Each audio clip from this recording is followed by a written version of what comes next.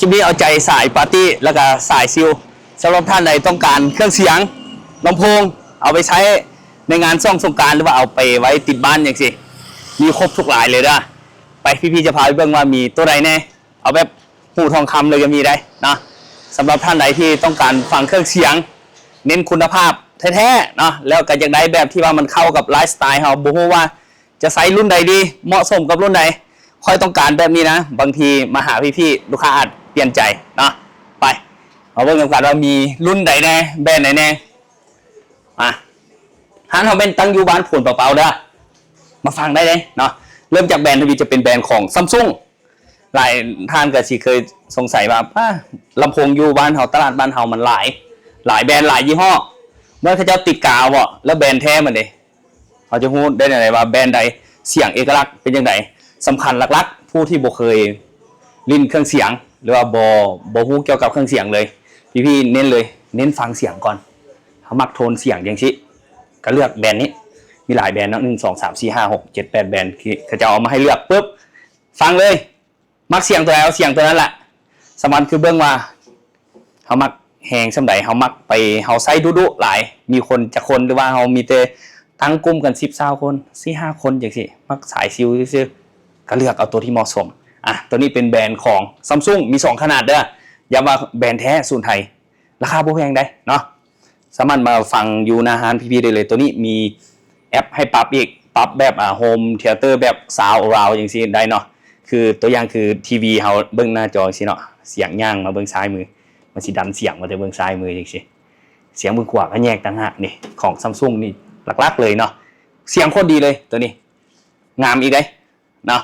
คล้ายๆคือกับ JBL Party Box ตัวนี้คล้ายคือกันเลยตัวสีตัวนี้เขาเปลี่ยนเป็นทุงหลายๆสัญชาติได้เปลี่ยนเป็นทุงลาวทุงไทยทุงอเมริกาทุงอย่างได้หมดเลยได้นี่สีตัวนี้เดี๋ยวมาดาพี่พีเจคลิปรีวิวให้เบิ่งตื้มแล้วก็แบรนด์อเมริกาอย่างสิคือคุณภาพเสียงที่เสถียรแล้วก็ใส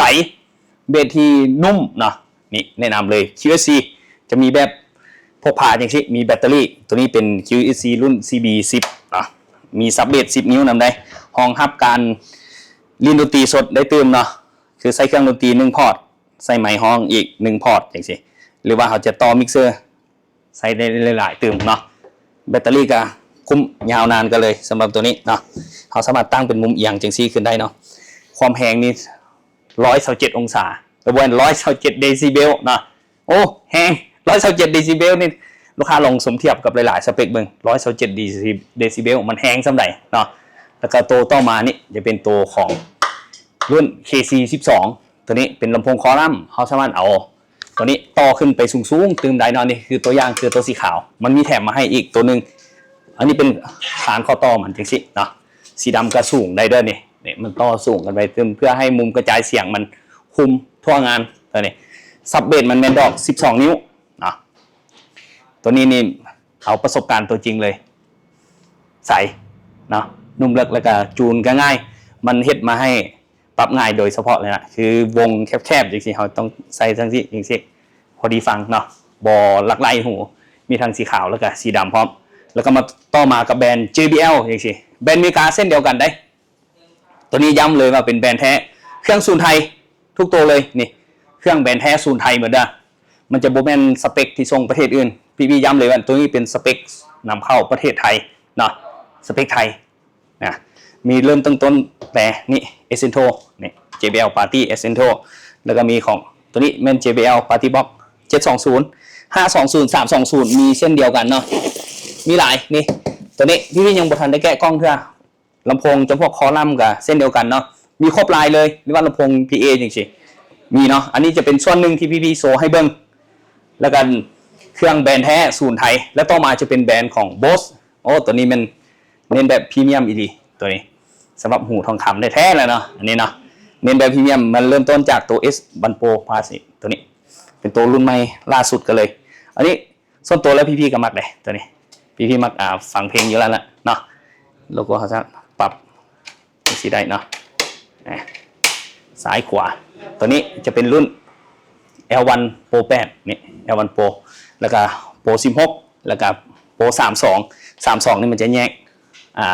เสียงกลางเสียงแหลมไว้ทางนี้เลยนี่32 ดอกเลยตัวนี้จะเรียงแบบลายอะเรเลยเนาะแล้วก็มาเบิ้งแบรนด์ตัวนี้สุดท้ายมาแหงเนาะลูกค้าถามหลายราคา9 ล้านกีบเด้อนี่เนาะรีเวอร์ G12 ซับ12 นิ้วนะราคา9 ล้านกีบทวนอันนี้พี่จัดให้เฉพาะ3 เครื่องลูกค้าไปเช็คราคาแล้วหลายๆท่านคือเซียนกำลังซ่องหาอยู่เนาะรีเวอร์ G12 ปกติเกือบ10 ปลายล้านคนใดย้ำเลย9 ล้านกีบทวนจำนวนจำกัด3 เครื่องนะแล้วก็มีให้ประกันอีก1 ปีได้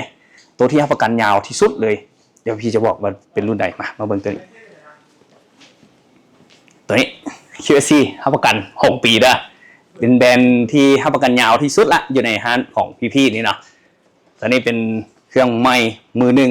ลูกค้าสามารถมาทดสอบมาฟังเสียงได้เลยยังมีอีกหลากหลายแบรนด์ได้ที่กำลังเข้ามาหลังสงกรานต์เนาะสำหรับช่วงสงกรานต์นี้ท่านใดต้องการลำโพงไวเปิดนี่มาหาพี่ๆได้พี่ๆมีส่วนลดหลายเลย 5,000 กว่าบาทเนาะต่อเครื่องฝากหน่อยเด้อ